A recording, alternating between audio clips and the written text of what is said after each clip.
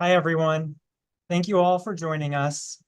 It is my pleasure to welcome you to our lecture with Rabbi Lauren Tuchman, who will be delving into the religious, spiritual, and contemporary significance of Tisha BAv.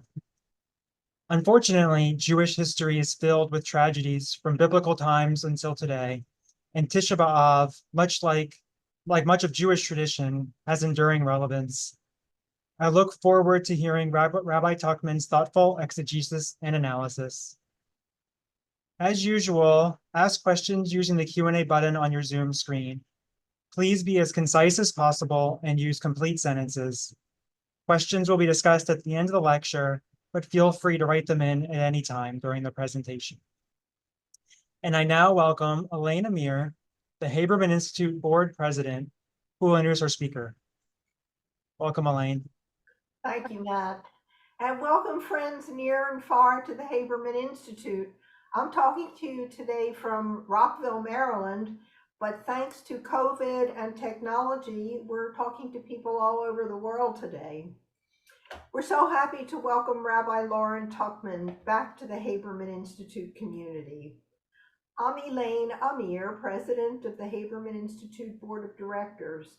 It's my pleasure to introduce our speaker this afternoon, especially since I know that she'll be giving us some new ways to think about Tisha BAv. For those of you who are new to the Haberman Institute, I'm here to let you know that our mission is to provide high-quality, in-depth encounters with Jewish thought, history, and culture. I know that you'll certainly have an in-depth encounter with Tisha BAv today. We invite you to learn more about Haberman programs and classes by visiting our website, habermaninstitute.org. We've planned a wide variety of opportunities to learn together this fall. We'll present a film screening and talk with the director of the new Catskills documentary, for example. I know many in our audience are well acquainted with the Catskills in New York.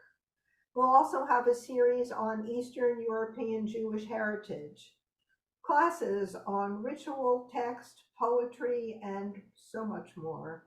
And we hope you'll join us. Again, check out our habermaninstitute.org for details. And now for today's program.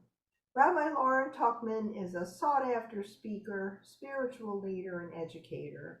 Ordained by the Jewish Theological Seminary in 2018, she is, as far as she's aware, the first blind woman in the world to enter the rabbinate. Rabbi Tuchman provides consulting to individuals and organizations across the Jewish community on a variety of matters pertinent to disability access and inclusion. She was named one of the Washington Jewish Week newspaper's 36 under 36 awardees for her innovative leadership concerning inclusion of Jews with disabilities in all aspects of Jewish life. In 2017, she delivered an Eli talk entitled "We All Were at Sinai: The Transformative Power of Inclusive Torah." Eli talks are modeled after TED Talks and are intended to inspire global discourse among Jews about their commitments to Jewish peoplehood, love of Israel, and Jewish literacy and religious engagement. Rabbi Tuchman certainly inspires us. Thank you, Rabbi, for sharing your unique insights with us today. The Zoom screen is yours. Thank you so much. You can hear me, right, Elaine? Yes, I can hear you perfectly.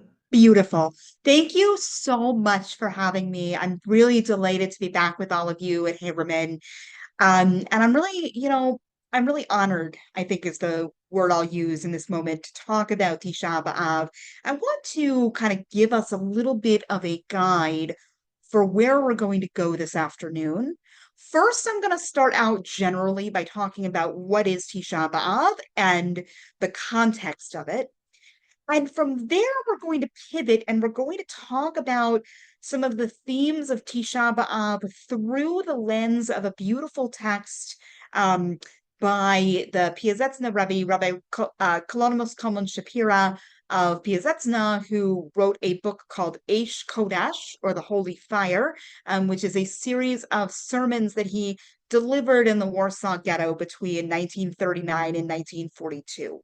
And the sermon we'll be looking at today was the last one that he delivered, although, as I'll say a little bit later on, a lot of scholars believe with very ample evidence that he continued to edit Eish Kodesh into 1943, but the last sermon he gave is the one we'll be talking about in August of 1942, and actually in July of 1942.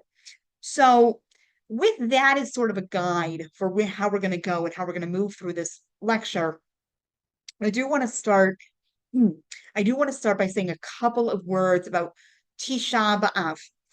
So Tisha BAv literally translates to the 9th of the month of Av. We began, as we're speaking today, it is the 2nd of the month of Av. Rosh Chodesh, the beginning of the new month, was yesterday. And we are now in a period called the 9 days, the first 9 days of Av, which are the most intense mourning period of the 3 weeks, which began on the 17th of Tammuz a couple of weeks ago, 2 weeks ago exactly. And Tisha BAv itself is the final day of this period, and it is the most intensive day.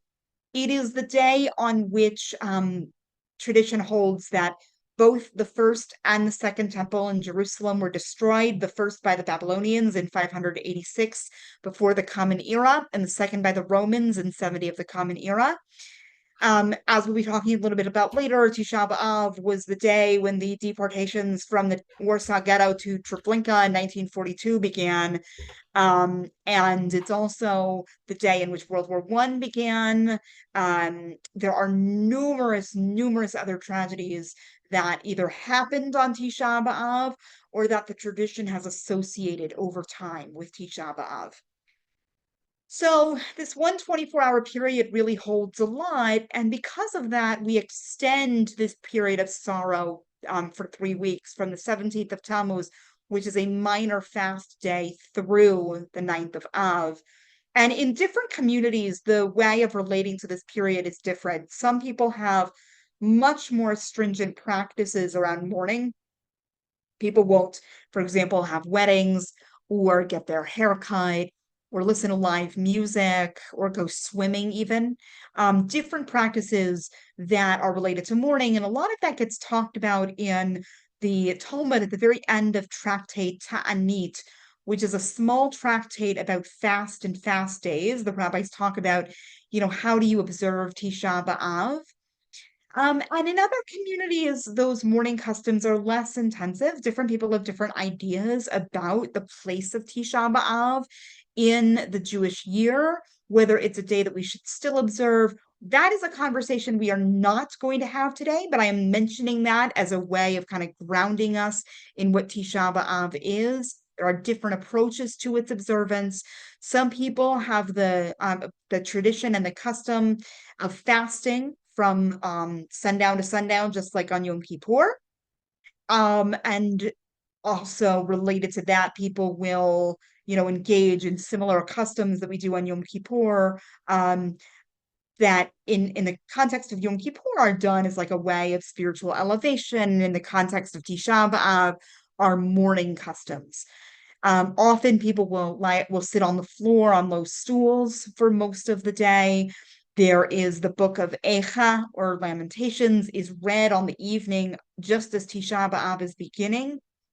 And there is a prohibition on Tisha BAv of learning Torah, except for parts of Torah that are about destruction. So there are parts of Jeremiah that you can read. There are parts of the Talmud, particularly in Tractate Gittin, that talk a lot about the destruction of the temple.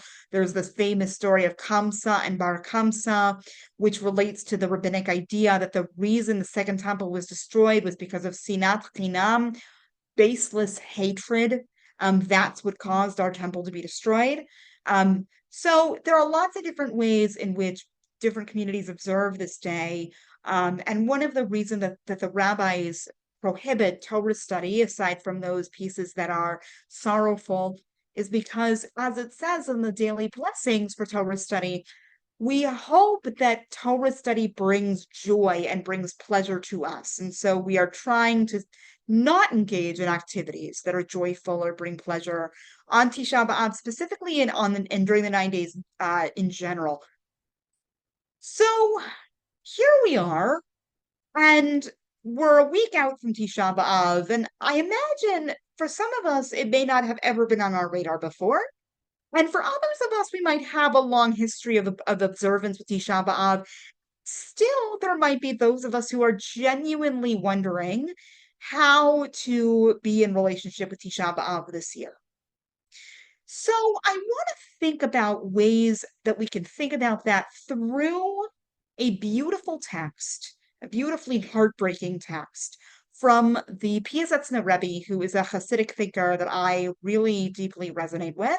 Um, he's known as the rabbi of the Warsaw Ghetto, but the truth is that his writing is very voluminous. And thank God, in December of 1950, his writings, which were buried as part of an archive in the Warsaw Ghetto, it was called Oneg Shabbat. And Oneg Shabbat literally means the joy of Shabbat, but it was a term that was used to describe this secret archive where Jewish thinkers and writers in the Warsaw Ghetto actually buried their manuscripts in these canisters. Two depositories or repositories of these manuscripts have been found. One is yet undiscovered. So I'm holding out a little bit of hope here that maybe one day that third treasure trove of manuscripts will be found. We are very, very lucky that the Piasetzna Rebbe's writings were part of this archive and were discovered and have been translated and disseminated. And I wanted to say a few words about who the Piasetzna was, and then I want to kind of anchor us in this text and sort of use this as a way of thinking about where we are in the calendar, and also thinking about some of the themes that he brings up that are really deeply enmeshed with Tisha BAv. The Piasetzna Rebbe, Rabbi Kalonymus Coleman Shapira, was born in 1889 on July 13th of 1889. And though there is not certainty, scholars believe that he died in November of 1943 and did not survive the Shoah, was unfortunately a victim of the Shoah. And may his memory always be for a blessing. He was a prolific writer and spiritual thinker, and he really cared a lot about pedagogy, and he cared a lot about educating children. He cared a great deal about his people. He cared a great deal about his family and community. And he really cared about the renewal of Hasidism in Poland. So most of his writings happened between the wars. And the First World War was such a time of displacement for Jews and such a time of incredible uprooting that people were finding their ways to lots of different places, and a lot of people were engaging in more secular movements. And Piasetzna was trying to retain his flock, as it were. And he really did that through building a very significant yeshiva in interwar Poland, in Piasetzna, the very small town that he was the Rebbe for. And his wife, actually, who passed away in 1937, herself was extraordinarily learned, and I believe had some commentaries that she wrote herself, but I don't know more. But I do know that she was extremely learned and from a very learned family, so that's really pretty exciting as well. The Piasetzna really cared about keeping Jewish life going in the Warsaw Ghetto, which one can only imagine was an incredible challenge. And the lengths that he went through to get to do that were extraordinary. And one of the things that he did as part of that was, like many other Hasidic Rebbe's, he would deliver drashot, or sermons, usually on Shabbat afternoon. Some scholars feel that the Piasetzna's drashot in Eish Kodesh were originally delivered in Yiddish, which would make sense because that's what most Hasidic rabbis did. But it is very clear that he wrote them down. Often what happens is that if you have a work of Hasidic literature that's a compilation of sermons, usually the Rebbe who delivered the sermon would have a scribe write it down after Shabbat, because there is a traditional prohibition against writing on Shabbat. So often what would happen is the Rebbe would give the sermon orally, and then immediately after Havdalah, somebody would go run to try to write whatever they could remember. In this case, the sermons in Eish Kodesh, we know for a fact, were written and edited by Piazetzna himself in his own writing. And whether or not they were written after they were delivered orally or not, I think there isn't consensus. And so we're just going to that aside for now, but it's an interesting note when we think about the Eish Kodesh. So I'm saying the words Eish Kodesh. Eish Kodesh means holy fire, and it's the compilation of sermons that the Piazetzna gave in the Warsaw Ghetto between 1939 and 1942. And a lot of people who've done research into the Piazetzna talk about the fact that the Piazetzna does not address historical events in the sermons.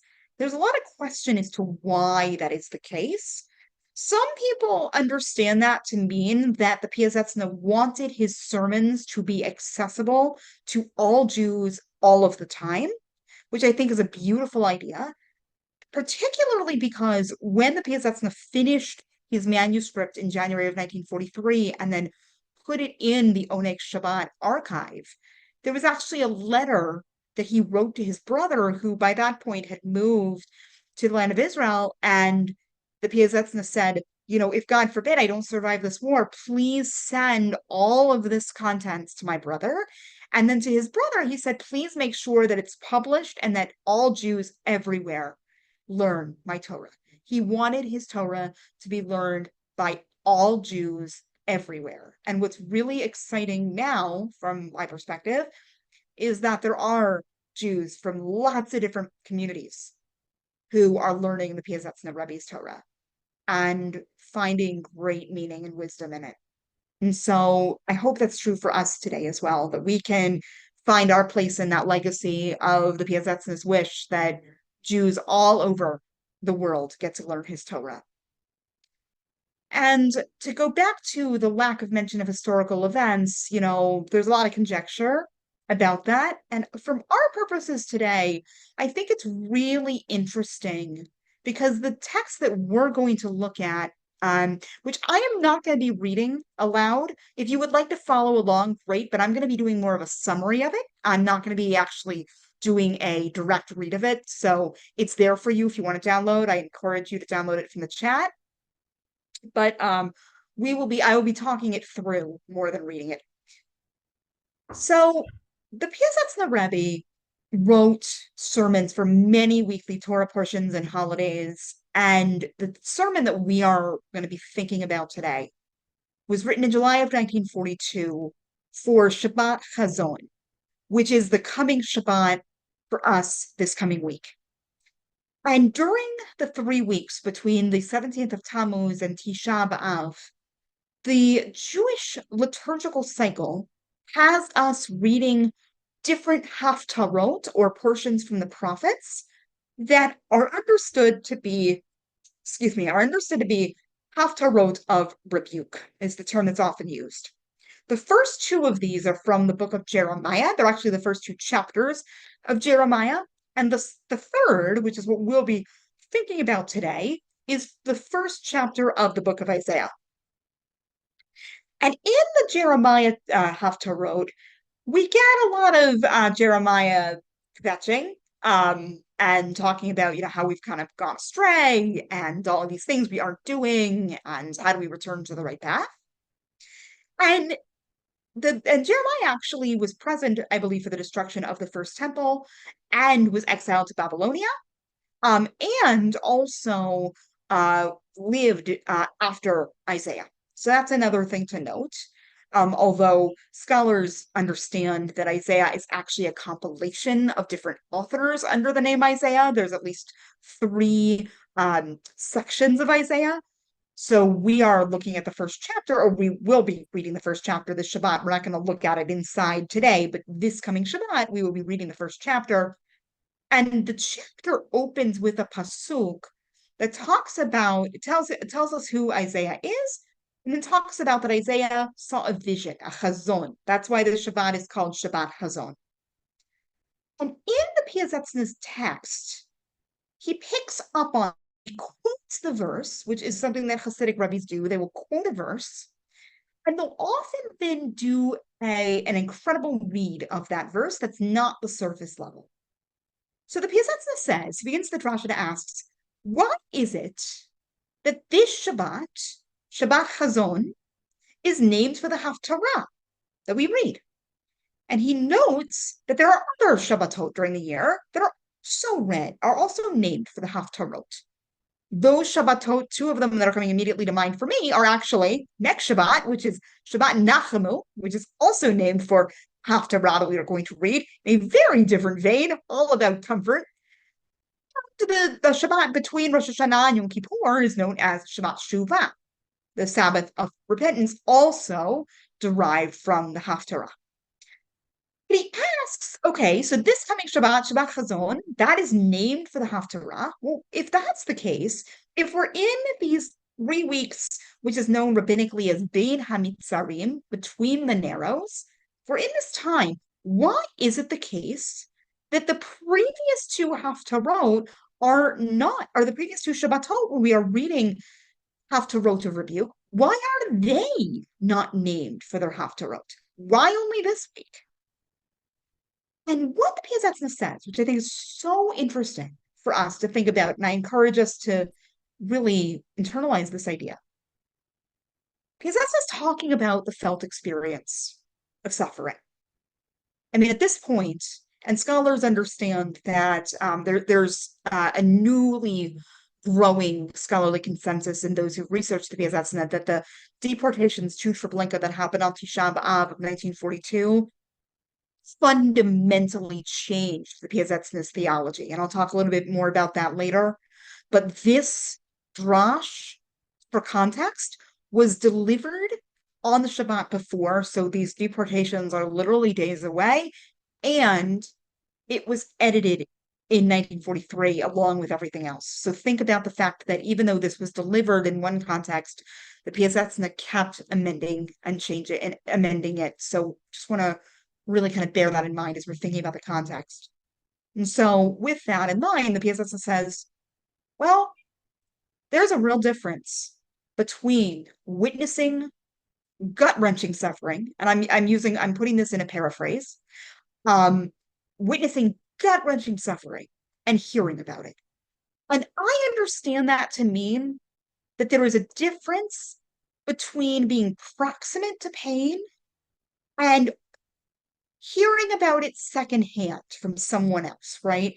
I think we can relate to this in our own experience, right? It's a very different experience when we are right there with it versus, I had a call with a friend yesterday who was in a difficult space, right? And I deeply resonate with her and my heart goes out, but it's one thing to be with someone in their suffering, but still have a little bit of remove versus it's right there. It's right around you. You cannot escape it. It's right there. Because that's the Rabbi says, there are 10 kinds of prophecy. And the highest form of it is what Isaiah has seen here, a vision. The highest form of it is the notion of proximity to suffering. And that is so important for this drash, that the Piasetzna is really focusing our attention and urging his Hasidim to really, the Piasetzna is a very contemplative person in a lot of ways. So I'm imagining him being with his Hasidim in this extremely difficult time, which we're not even going to try to imagine what life was like in the Warsaw Ghetto. Like, it is beyond, I think, certainly my ability to imagine, and probably many of our abilities to imagine how horrible it actually was. And the Piasetzna is saying, not directly, he's not mentioning the historical events, but we are in such profound suffering right now. Every year, he says, we've been learning about Tisha BAv, and we've been chanting kinot or lamentations every year, and we've been really resonating with our ancestors' experiences of loss and trauma. We've been crying about it. Even sometimes we do cry about it. It brings us to tears. But there's a huge difference between bringing us to tears in an abstract way and the experience we're actually having right now in this moment, where the suffering that we are experiencing is beyond anything we could have ever conceived. And he gives a really interesting analogy. He says it's like a parent who knows their child. I'm gonna use non-gendered pronouns because I think this is true for any parent and any child. He talks about a father and a son. But he says parent knows that their child needs a really important surgery, and the child will benefit from that surgery. The parent cannot bear to watch the child's surgery because the only thing that the parent can think about is the pain the child is in. And here we're going to get into some more traditional theology, which I'm going to invite us to just be with. And I'm going to invite us, if it doesn't work for us, that's great. You know, we can just kind of hear it and let it go. Yes, that's Rabbi talks about, our prior exiles, particularly in Egypt, were beneficial in some way in the sense of, we came out of them through the Exodus. And even though, as God says in the book of Exodus, I heard your pain, I see your pain, I hear your pain. There's also that sense of like, we're going to get to the other side. We're going to get through, our people were crying out during the Exodus or during our enslavement in Egypt. We were crying out and God heard our pain. We would eventually be redeemed, right? And that's become like the fundamental story in our tradition is that redemption from Mitzrayim. And Piazetzna says, so that basically happened. We had that and God was with us in that. But right now, what benefit does any of this have for us? Like, and by benefit, I want to be clear. In English, it often talks about benefit. I don't think benefit is a good word to use here. I think it's more of like, what is the wider understanding of this, right? And I also want to caution, I certainly do not believe that everything happens for a reason. I think that is a very problematic theology. I don't think that that's what the Rabbi is saying here, but I just want to name if that is coming up for you. I don't think that the Piazetzna Rabbi is making a claim that everything happens for a reason, but the Piazetzna Rabbi is asking, well, what's happening here? The only thing that the divine can experience in this moment is the severity of the pain that we are in.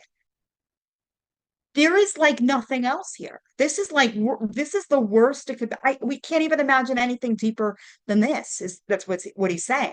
We are in the depths of suffering and despair. And what more is there? Here we are. This is it. The only thing that God can feel is the severity of our pain. Where is there any other point to this? And the Piazetzna says, well, the Haftarah for this coming Shabbat ends by reminding us that we will in fact be redeemed through acts of righteousness and tzedakah, through acts of righteousness and of charity. But in this moment, like maybe there is a little bit of glimmer of hope, but not a ton. Let's be honest about that. That's what I'm hearing him say. And somehow we're still in this relationship and we're still in this program and we're still in this relationship, and that's where we are with it in terms of we're at the worst place we could be. How do we keep going? There's a little glimmer, but the Piazetzna basically says, like, I don't know how we're going to get out of here. I don't think redemption is coming. And a lot of scholars think that the Piazetzna effectively, because of the deportation to Treblinka that happened on Tisha BAv 1942, some scholars believe that that was such a fundamental cosmological and theological shift that the Piazetzna Rebbe basically is arguing at this point, it's only going to be basically by a miracle that there's any kind of redemption out of this place. I don't think that's the best way I could have said that, but I think that the Piasetzna Rebbe's theology just changed. And some people ask, did the Piasetzna lose his faith during the Shoah? I think that is a highly presumptuous question because we cannot ask him directly. And so personally, I think it's a question that I'm not going to entertain. I think that that's very presumptuous, but I think what we can do is imagine kind of how his relationship with with God, with his people, and with understanding suffering has shifted. But he's making a really cogent point here. I think this is really true for a lot of us, that it is entirely possible to really resonate. And we even know there's a concept now called interpersonal resonance.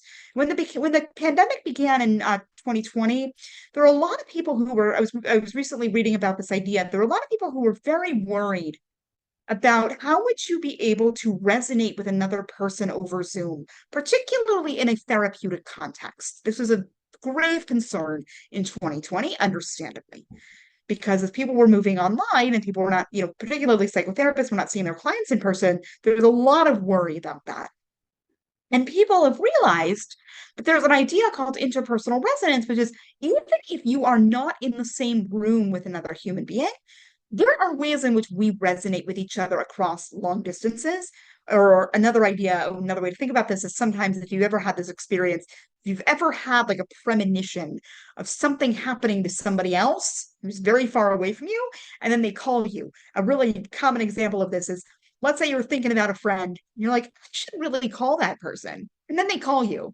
And how often have we said, oh my gosh, I was literally just going to call you. I mean, I've said that plenty of times myself, right? So a similar idea, I think, can be understood as when we are resonant with someone else's pain, we deeply resonate with them, and it comes from a genuine place. But because that's the Rebbe's making the case here, or making the argument, the claim, that is different from actually witnessing it in the moment, being proximate, being right there. And and he's saying, Tisha BAv, before the Shoah, right, was this day of mourning and solemnity and fasting, and we would recite all the keynotes and sit on the, like, this is my kind of extrapolation.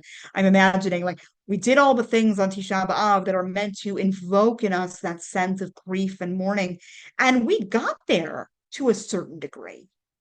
But now we are in a place of profound rupture, and I don't know what's coming after this. And what I find so incredibly powerful about this is that it is radically honest. The Piasetzna is not engaging in what we sometimes call spiritual bypass or spiritual escapism. It's one of the reasons that I love his teachings, because he actually was offered by the JDC, I believe, and a couple of other American Jewish organizations, exit visas from Poland. And he turned it down. And he said, I cannot leave my Hasidim at a time like this. There's no way. Can't do that. And he stayed with his people. And he was meeting people where they were. I mean, at this point, it was so bad that Jews basically could not observe Judaism effectively at all. Like there was pretty much no way. I mean, circumstances were so dire. And I think that there is something we can learn from how the Piasetzna is just really inviting us to be with that experience. And what's so interesting also is that because, I mean, I'm sharing all this historical background with you to contextualize it with Tisha BAv and how we can understand it. But the Piasetzna intentionally, I mean, yes, this is for Shabbat Chazon, so like certainly people will be reading it around this time of year, but he does not talk about the war. And in, many years I've read this drash, and there's always something arising that can really connect, whatever that experience or circumstance is. And the way that he just meets people where they are and says, yeah, it's really hard right now. And I actually don't know what's coming next. is so honest. And it gives, in my experience of this text, an ability to really resonate and to be with people and to honor that this is just a really very hard place. And I think it engenders trust. He had a community. His community, of course, dwindled and dwindled and dwindled um, because of the Shoah, because of the deportations, because of the starvation, like because of all of the things that happened in the ghetto. But he never abandoned his people and he never lost trust with them. And his own internal relationship with God, that we'll never be able to answer. But what's so interesting is that this is one of the few works of Hasidut about like written during the Holocaust. I don't know if it's the only one or if it's one of few, but it was the last work of Hasidism, or of Hasidut, I should say, written in Poland till this day. This was the last one. Um, and I think that there is a lot that we can really take from what the Piazetzna is offering us. And yet, even in this moment of just profound sorrow and pain, the Piazetzna does say, and this may not be the end. There is the idea that there can be a better tomorrow. And that belief in a better tomorrow is also shown in the letter that he wrote to his brother that I mentioned a while ago. And I think there's something so beautiful in the fact that we now, in this moment, wherever we are, get to learn this Torah. And I learned a beautiful teaching the other day that there are 3 deaths that a person goes through: death of the body, the leaving of the soul from the body, and the final is when a person's name is not spoken by a living person. And so if we get to, one of the beautiful things in our tradition is that we care so much about memory and we care so much about honoring people who have passed on. And so even at a time of profound mourning and trauma, which Tisha BAv represents, as one of my teachers, Rabbi Shuli Passow, said in a beautiful sermon this past Shabbat, the 10th of Av will come, meaning that there is the 10th of Av happening next Wednesday. Shabbat Nachamu is coming up in just over 10 days from now. And though we don't actually know what's coming, we are a tradition that firmly roots itself in hope, which I think is different from optimism. I think hope is the radical practice of hope, of believing that there can be a better tomorrow and acting for it. I think even in this darkest of the Piazetzna sermons, that is still present.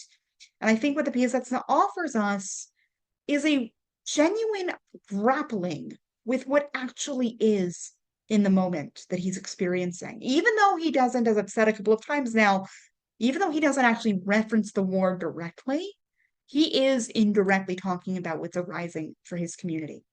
And so as we are thinking about Tisha B'Av now and unpacking its meaning for us now, a lot of us can often feel like we have no guidepost, right? That we've been through, I would say the past 5 years have been extraordinarily difficult. The past 10 months have even been more difficult. And now we're at this time in the calendar that's like, well, we've already been through, 5 years of difficulty, 10 months of extremely extraordinary difficulty and heartbreak. And here we are on the calendar doing that again. But maybe there's also a way that the Piazetzna is inviting us to kind of be with what is, but do it in a way that will allow us to be able to remember that we are continuing to move forward, and that we remember and we honor our past and we mourn what is lost, and we have to radically reorient. I think a lot of us are experiencing our own radical reorientation right now. The Piazetzna certainly had to go through that.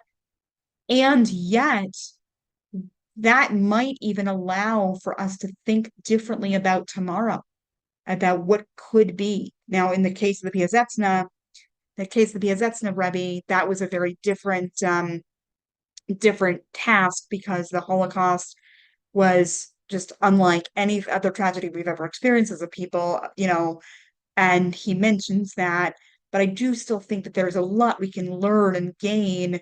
And I'm going to pause here. I now want to invite some Q&A. Thank you all so much.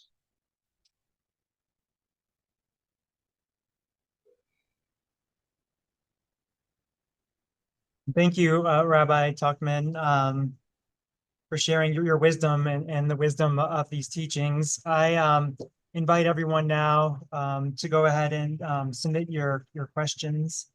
Let us know or any thoughts that you have that you would like to share with Rabbi Tuchman and our audience here.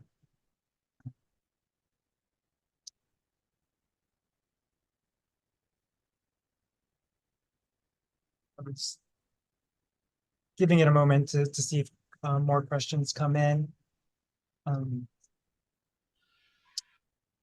Rabbi, are there other texts? I know you talked about the three Haftarot of rebuke. Are there other pieces from the other Haftarot that you think theologically relate to what you've discussed in the Rabbi, or disagree or agree? I think that Jeremiah, so the first two Haftarot are the first chapters of Jeremiah, and we get a little bit of a bio of who he was, and he was from a priestly family. And there was just a lot of talk about how the Jewish people have strayed and the ways in which we aren't, doing what we're supposed to be doing. I do think that there is a little bit of a through line, but I think for the purposes of the drash itself that Piazetzin is bringing, he's rooting it in,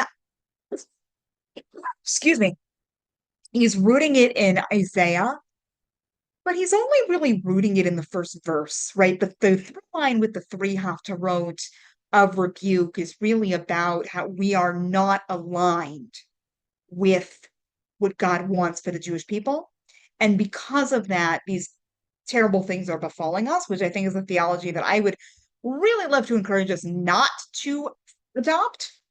I think that that's a very problematic theology, but the notion again is the rabbis in choosing those haftarot are really trying to remind us of like the reason that these things happened was because we were out of alignment, and what are ways we can come back into alignment with Hashem?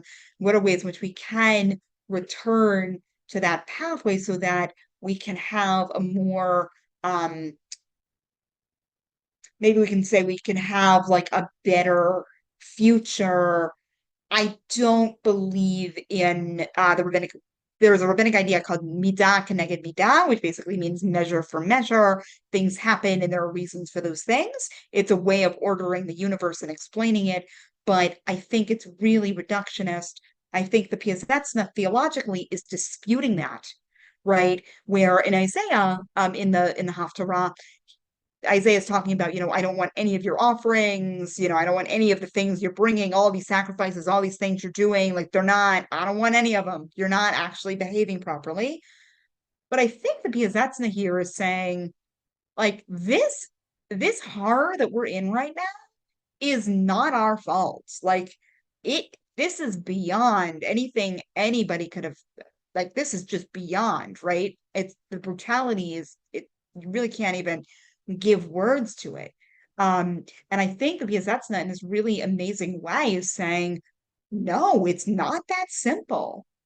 Maybe there's a certain level of comfort and security if I say, well, the reason these things happen is because X, Y, and Z. But what if that's just not the case? I mean, I will say personally, and I want to make a disclaimer again, like, I do not think that a theology of measure for measure, midah keneged midah, is healthy. I think it's really problematic. I think it's extraordinarily difficult, and it's totally alive and well in our world. How often do we imagine that, bad things happen to people because of something they did, right? It's very alive. And there are ways in which we can learn from the circumstances that arise that, can teach us important things about, how we move on.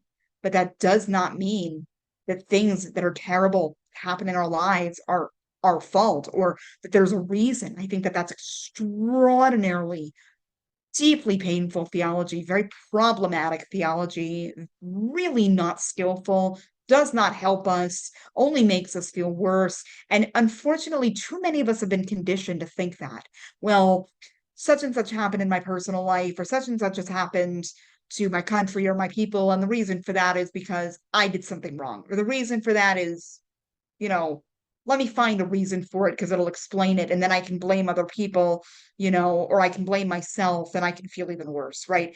And I think that there are ways in which that can be really unskillful theology. So I think the Piazetzna actually is trying to challenge that. Thank you.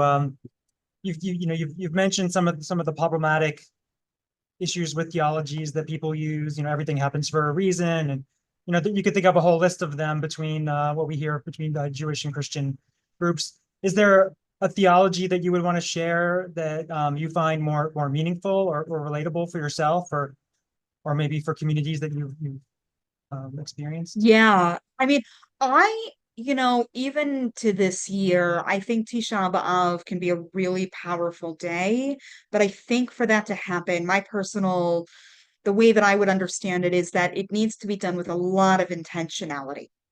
And so when I think about, it's not even necessarily a theological response, right? Because I don't have the answers, and I feel like my theology is messy. But what I do feel like is really clear to me is that we are given this container to be with our history.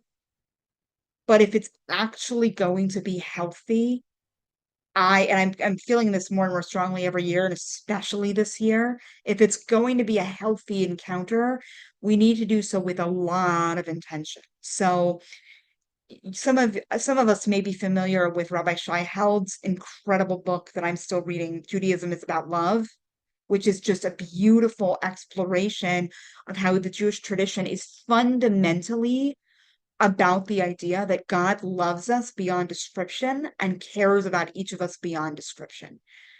And so if we actually, and I recognize that not all of us here have a relationship with the divine, think about that at all. So you are so welcome to understand that in any way that you want.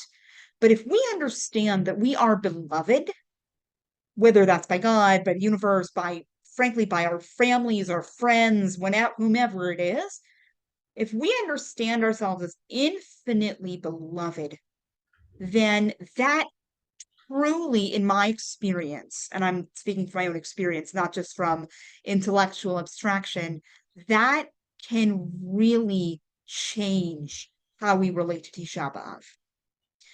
If, like so many of us, I myself was definitely taught that, well, the reason that the second temple was destroyed was sinat chinam, baseless hatred.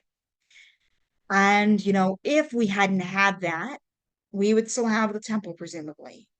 And what's so interesting about that is this notion of the temple was the center of the world for the rabbis and for our tradition. It was the center of everything. It was what's known in Latin as an axis mundi. It was literally the center of the universe. And we lost our home. That's what Tisha B'Av is fundamentally about. We lost our temple. Everything changed. But if we say, well, that happened because of sinat chinam, part of it is it explains it and it orders the universe and it kind of gives us, well, if it's because of this baseless hatred, maybe there's something I can do differently. But what I think it leaves out is that we are so deeply beloved that even if our own actions may or may not have contributed, and I personally, from a historical perspective, I've been taught that the Second Temple was destroyed basically because the Romans were really, really strong, and Judea, which was basically what we had at the time, because a lot of our tribes had been exiled or had been dispersed. So the kingdom of Judea was tiny. And we were a vassal of the Roman Empire, and they were a lot stronger than we were. And if they were to come in and do what they wanted to do. There wasn't a ton we could do, unfortunately, to fight back. We tried, but unfortunately, and even with Bar Kokhba, like we did our absolute best, but they were a lot stronger than we were at the end of the day. And so, if we remember that, then we can say, okay, how do I reorient? If I deeply have an understanding of belovedness, that I am profoundly and infinitely beloved, then all of the tragedies and all of the trials that happen, and I'm thinking about Piazetzna really, I think, has this theme in a lot of his work. I can relate to those differently because I don't feel like I'm self-punishing. I'm not engaging in a behavior that's blaming and punishing myself. It's like, how could I understand that I'm actually, in a place where perhaps in the Piazetzna, I don't think addresses this as directly, although I could be wrong. I am no expert, and I have many teachers who know the Piazetzna far better than I do. But I think he wouldn't disagree with the idea, and I think this is seen in the text that I walked us through today, that God is weeping alongside us in our struggle, in our suffering, right? And that this is not what we want for the world, but it is what happens. Suffering happens in human life, and pain happens in human life, and trial happens in human life. But if we understand ourselves to have some kind of support, meaning that like we are deeply part of the world, we are valuable as human beings, we are valuable as Jews, we matter infinitely. I think that can be really supportive in getting through Tisha BAv. It can help us think about, this is a time when our tradition allows us to turn towards what is hard, but our tradition also builds in 7 weeks of comforting Haftarot, starting with Shabbat Nachamu. We go from there, the Shabbat after Tisha B'Av, through Rosh Hashanah every week. It's more comfort from Isaiah, which was the same source that we got this Haftarah from, right? We build back up for 7 weeks after we've experienced the destruction, because we get to enter the new year. It's kind of like what Rabbi Alan Liu, of blessed memory, talks about. Some of you may be familiar with his book, This is Real and You Are Completely Unprepared, which we'll all start reading next week, because the first chapter is all about Tisha BAv. And he makes the point that Tisha BAv, sorry to bring this up now, Tisha BAv begins the high holiday cycle. Yes, I know it is only the 2nd of Av. I'm sorry, friends. Holidays are coming sooner than we like to believe, sooner than I certainly would like to believe. But here we are. So we build up. The Tisha B'Av is one day of this pain, but then we actually get to build from there into a new tomorrow.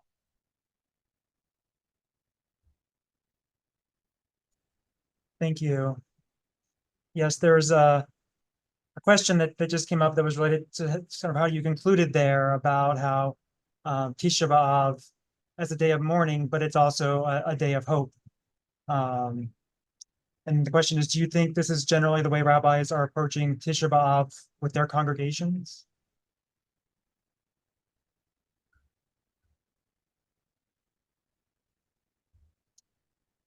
I can't speak across the board, but what I'm hearing from my colleagues is that yes, people really are trying to approach Tisha B'Av from that place and really contextualizing it.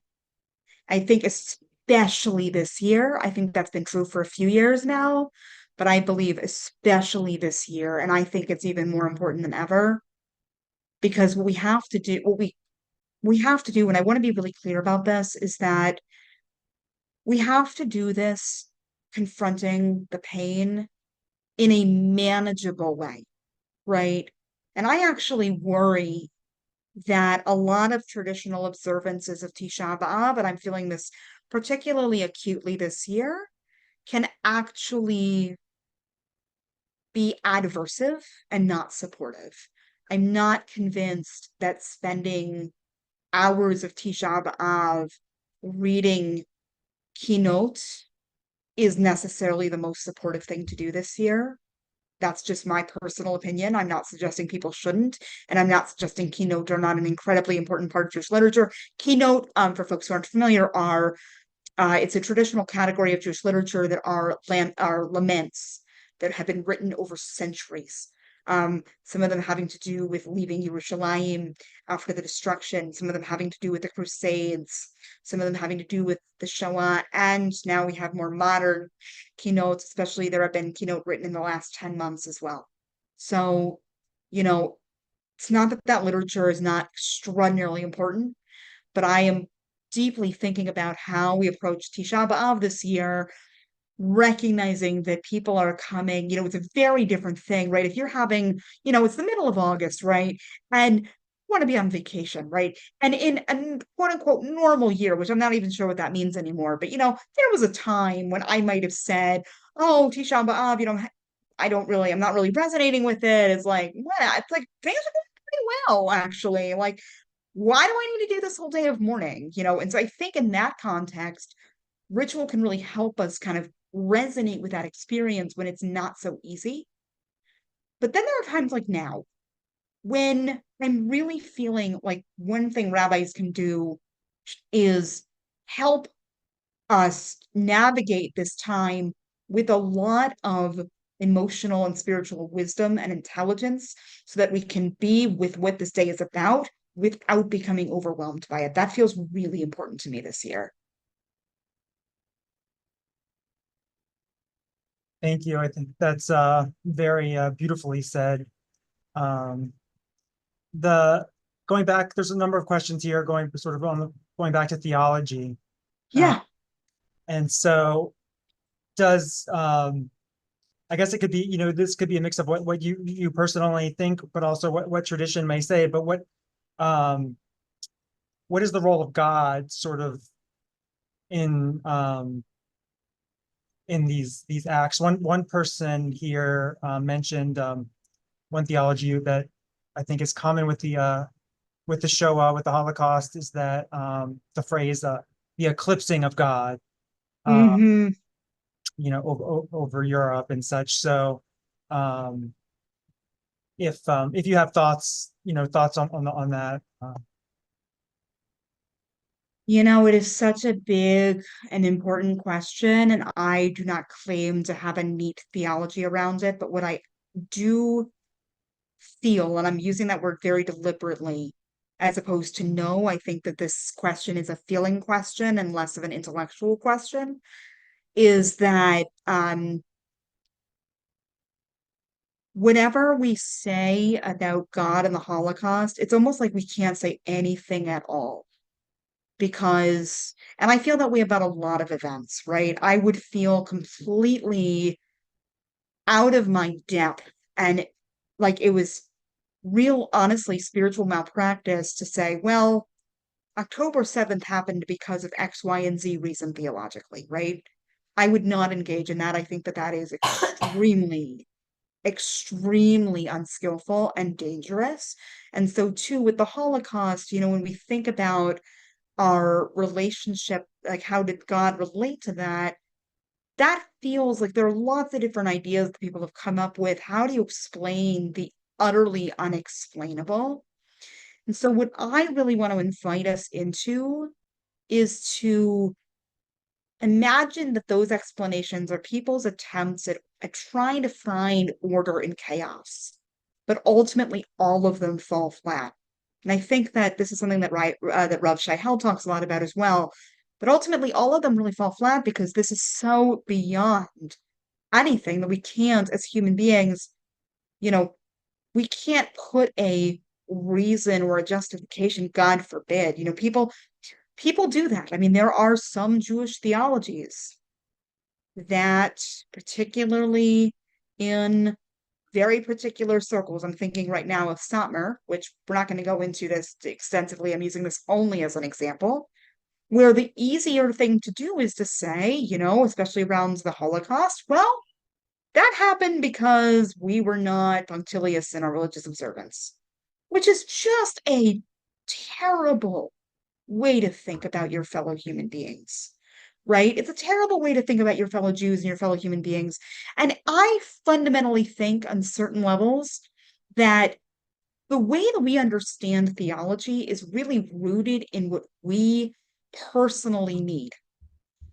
And often I think it's true, not only in terms of how we think about God, but how we think about our life experiences. How many of us ruminate over things that happened? I certainly have done this plenty of times. Ruminated over things that have happened that were really hard. But I only made it worse by adding layers and layers of suffering and self-blame. Well, this thing happened and it wouldn't have happened if I had done X, Y, and Z differently. There's truth to that in some ways, actually. It might be actually true on one level that if I were in a similar situation again, maybe I would make different choices.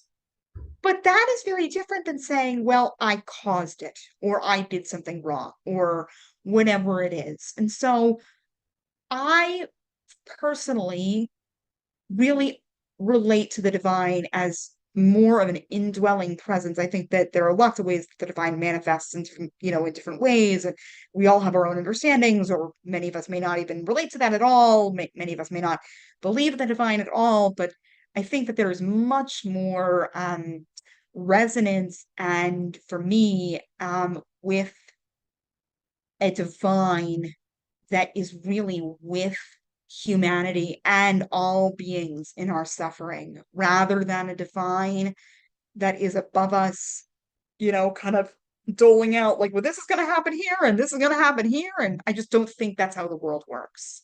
And I think that one of the things that we have been granted is the ability to make choices that either bring about a sense of kedusha or holiness into the world. And we also were granted the ability, unfortunately, we were granted the ability to make choices that conceal that. And we humans are really great, or really fantastic at making choices that conceal that holiness. There is a Musar thinker of the 20th century named Rav Eliyahu Dessler who brought about an idea called the Bechira point, or the choice point. And effectively, this is the idea that in certain circumstances, we encounter points where we get to make choices about, any number of situations in our lives. And he's thinking more interpersonally, or like in, our individual experiences. He's not making a broader theological claim, I think. But I think also he says in his writings, well, there's truth to the fact that we have these experiences, but actually, most of the time, human beings' actions are habitual. We're not making the choices around them. We might be so used to doing something a particular way that it becomes as if we have no other way of thinking about that same thing. And I think that that's true for a lot of us.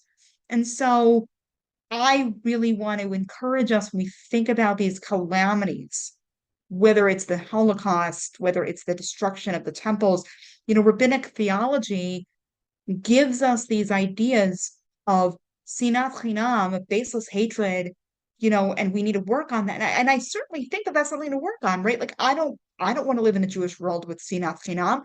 I think that there's a lot of that right now. I think we can all do a lot more to foster ahavat chinam, or baseless love. But I also caution us to step back a little bit and ask ourselves, why is this the rabbinic theology that we're being told? Why is this theology what we're being told about the Holocaust? What is the need that it's serving? And I think that that's a really important invitation for us as we understand the world, and for us to kind of question, some really classic ideas that may or may not be serving us anymore.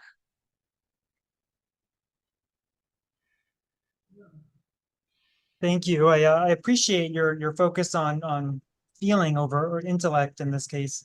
As um, it's really about, or it could be about an individual's own needs or expression, and it's not. One thing that I've often thought about is that a great teacher, something that worked for a great rabbi of our tradition or any tradition, it's not necessarily meant to take that everything happens for the best, or something maybe Rabbi Akiva said, and then place it upon other people as if they have to just feel that same way.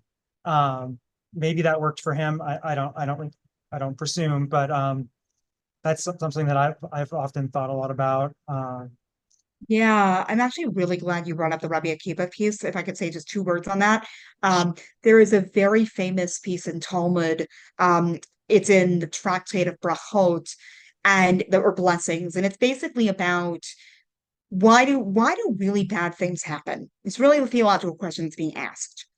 And Rabbi Akiva is I think, and I might get the particulars of it wrong, so forgive me, but as I'm recalling it, Rabbi Akiva is like going about his day and things are really, or going, he's traveling, excuse me, he's traveling somewhere and things are like not working out and every time something falls apart, he says, this is what Hashem wanted. This is for the best. And in the end, he escapes like a terrible tragedy in the city that he was going to because he didn't make it there in time. But he keeps on saying, this is for the best.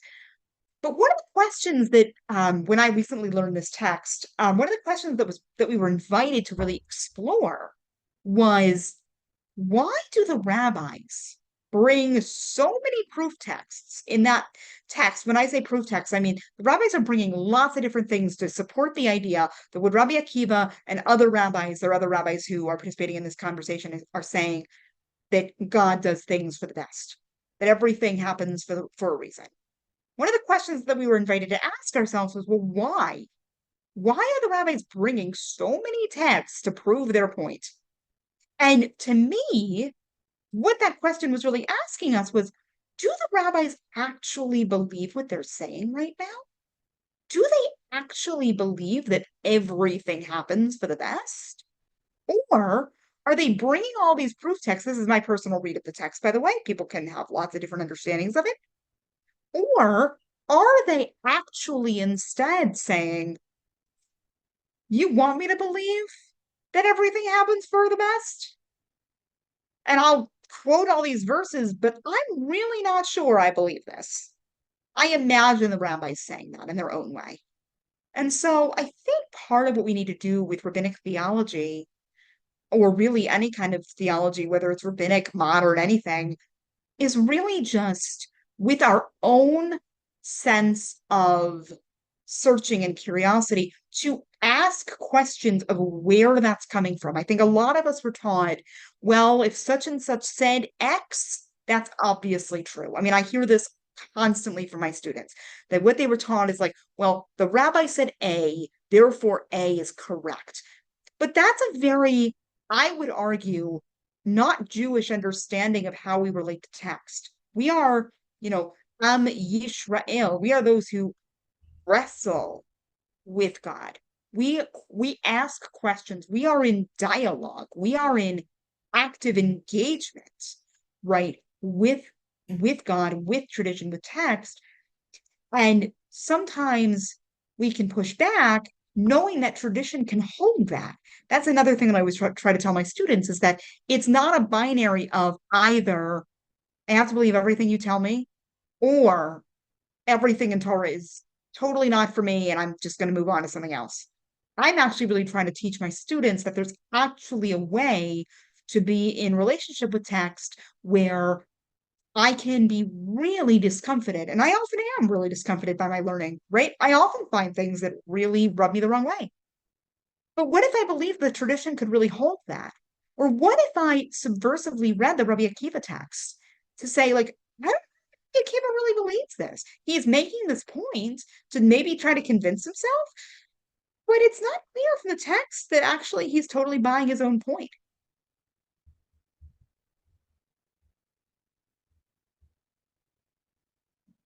Thank you. That's it's a wonderful reading that I haven't heard before, so I appreciate sharing that, and I'm glad that that came up in our conversation. Yeah. There's a couple of questions here about free will and whether or not things are predetermined. Like, I guess with maybe in the Rabbi Kiva story, would that imply that we don't, if we don't have free will? I don't know if you have any thoughts on that, or if kind of addressed that in the last question. I don't believe that we have a strong tradition of predeterminism in Judaism. I think that's much more of a Christian thing. I think one of the things we as Jews kind of need to do, and this is a point that Rav Shai Held, who I've mentioned a couple times today, makes in his book, is that we, especially those of us living in a Christian culture, or I should say Christian dominant culture, that we've been really given a very narrow view of Judaism. And a lot of the ways that we understand the world come from a theological place that doesn't relate to us.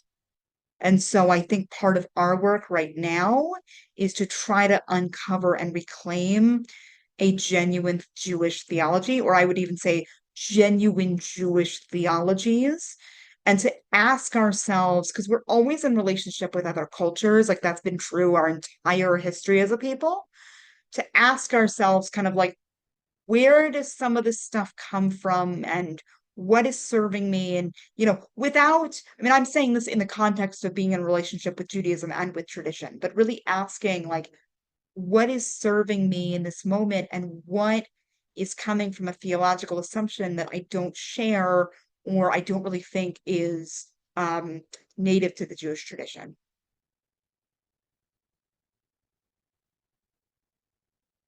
Thank you. Yeah, I think that's a difficult thing to parse, but something that we should definitely continue to explore as a community. Um, a couple of questions here on one of the concepts that you brought up during the presentation, and I am going to just read it here, but it says, when you spoke of the three kinds of death, first physical body, second of the soul, and third, the last time our name is spoken, can you return to talking about these concepts and the idea of death of the soul, which I thought was eternal in some way, and how are these deaths connected to Tisha BAv beyond the fact that there was so much death and destruction commemorated at this time? Uh, I Nancy? am really delighted for that question because as I was sharing that teaching, I will be very honest that I had the same thought arise. So that's a teaching that I truly learned a couple of days ago. I don't even know the source of it. I learned it from someone. Um, and I don't know where this person got it, but it's something I will follow up on, and maybe I can even, write something for a follow-up email. Um, I I am really glad that you said that because I actually want to stand corrected and say I think that souls are eternal as well. But I think the notion of this teaching is not that the soul dies, but there is an idea in our tradition when the soul does leave the body and ascends. So there's a certain sense in which the body dies, the soul leaves. So there's a difference there. The soul isn't dying, and how that relates to death, I think it's a really fair point. I'm glad that you brought it up. Now, how does that have anything to do with Tisha BAv? The reason I brought in that teaching was simply to say that the Piazetzna is not with us, but his teachings. And I really feel like the soul of his work is with us. And I've reflected on other people who learn the Piazetzna. If you are like me, based in the Washington, D.C. area, we have a really amazing teacher who learns some of the Piazetzna as well. And I've got some of these ideas from her as well, Avi Straussberg. But I think that there is a certain way in which the Piazetzna is still very much here because we are still learning that Torah. That's why I brought that in, not necessarily not because it's directly connected to Tisha BAv, because the idea of the Jewish tradition really cherishing memory and really cherishing Torah that comes from lots of different people and how we carry that on. I even think about that with the Talmud, right? Like we engage in the study of texts that are thousands of years old. And I think it might have been Rav Soloveitchik, but I could be wrong about this. I learned a text years ago where I don't know if it was Rav Soloveitchik or not, so I'm not going to try to quote the rabbi, but the text is talking about what it's like to be in a baby drash in a study house and what it's like to be studying these texts from thousands of years ago and texts from hundreds of years ago, and how you can find yourself in relationship with the people who've written the text and how a certain part of them kind of becomes part of you. And I think there's something really powerful in that. Um, and I, feel like we are very lucky that we have these texts from these people, and we may not always resonate with what's in them, but there's and I often don't, like any other Jewish learner, right? Like there are things that really work and there are things that really don't. But I think that there's something really beautiful in our tradition that we get to be really intimate with a person's words. I think that's really something that we have that's very precious. Thank you. Um, more about the history here, but does the Hasidic group remain at all today? And are there Orthodox groups that sort of follow his philosophy and traditions?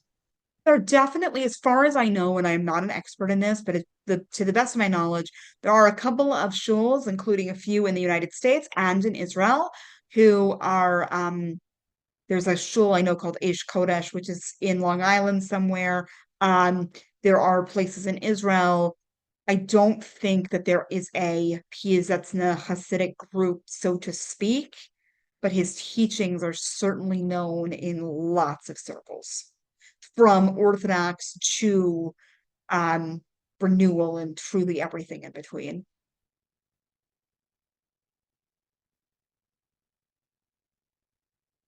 Thank you. One person here had a friend who passed away on the 9th of last year and Mm. led a very hard life and was wondering, on Tisha BAv, what can you do to honor someone? And I imagine that could be more broad. It doesn't have to be somebody on, who passed away on that day, but if, There are also people in my life. I don't know anyone who's passed away on Tisha BAv, and I'm so sorry for your loss, but I do know people who've had deep personal tragedy occur to them on Tisha BAv. And, you know, I think that is, I am approaching that question as a pastoral question and not as a theological question, because I think it's really important to honor what individuals need. And I think that that's the key thing, to really follow what is serving you in that moment and to, do as you would on any other yard site, to really honor the person, to, cherish what they brought, even though they had a really difficult life, like honoring that as well as part of the truth of their lived experience. And, you know, just taking a little bit of time as we might on any other yard site to just remember them and to be with them in some way or to reflect on how they were to us and what our relationship was like with them. That's what I would really encourage, to really follow what you need. And, I think that there are times in all of our experiences when we have circumstances in our lives that happen on communal days, like on Tisha BAv, that mean that we have to reorient how we as individuals observe. And I know people who've had to do that for their own deeply personal reasons. And so I think that there is a way in which we can navigate collective observance and individual means of approaching a day. And I think that that's something that we're growing in awareness about that there's not one way. The tradition gives us these guidelines to help us kind of move into that place of breathing. But also, I think the tradition can be very responsive to individuals, and I think people are becoming more and more aware of that. So that's really what I would encourage. Thank you. We're now coming close to the time to close, and I was just wondering if there's some final thoughts or messages that you would like to leave our audience with today. Yeah,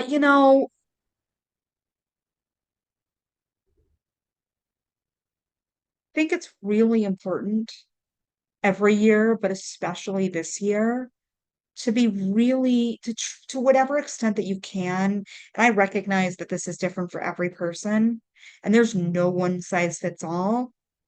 But I want to actually invite us to really think about how we are spending Tisha BAv, and think about, are the things that we've done in past years useful or not to us? I am not suggesting, throw out tradition and let's not even observe it. That's not what I'm saying at all. I'm saying, what does it mean to be in relationship with this day right now? And how do we find, I don't even want to say meaning, but connection in some way to the themes in a way that is manageable? Because I am aware that, as with anything else, we have to find ways of being in relationship with these things that will not be adversive to us, meaning that it is entirely possible to be in a place of real deep despair, which I would wager many of us are right now. And if we aren't aware of that and aren't accountable to that feeling, we might engage in things that only make that worse. So let's try wherever we are to, and if we're not resonating with Tisha BAv at all, like that's also the truth of our experience, right? Like all of that's here. But let's try to allow ourselves a little bit more space to discern what we need. And this is where I get to community versus individual, right? And thinking about, what are the things that we as a community do together to mark this day? And what are things that we as individuals need to do to be supportive towards ourselves and each other? I think that's really, really important. And that's what I want to encourage. And I am personally in a process of deep discernment about what I am going to do on Tisha B'Av this year. And I still don't know entirely, and that's okay. And I may not know until next Monday morning, So I want to encourage us to think about how we are spending the time and what are things we can do to connect to the day in whatever way we want, in whatever way we can, that are manageable and supportive and allow us to be with the themes deeply, but do not overwhelm us to the point where we can't come out of that place. I think that's really important to find that balance. Thank you. That is a beautiful, beautiful point to end on. So thank you once again for sharing your wisdom with us and for discussing all of these insightful questions that arose. I wanted to share that one person wrote in the comments, Rabbi Tuchman is always wonderful, and I really appreciate that she stresses that we can have a relationship with people present, but also a relationship with a text and with our scholars through text. So multidimensional. Thank you. Yeah, thank you. Yeah, and we'll hopefully have you back again soon. And thank you all out there for joining us. We appreciate you being here, and we'll see you at our next program. Yeah, Amen. Thank you so much. Thanks. Have a meaningful holiday.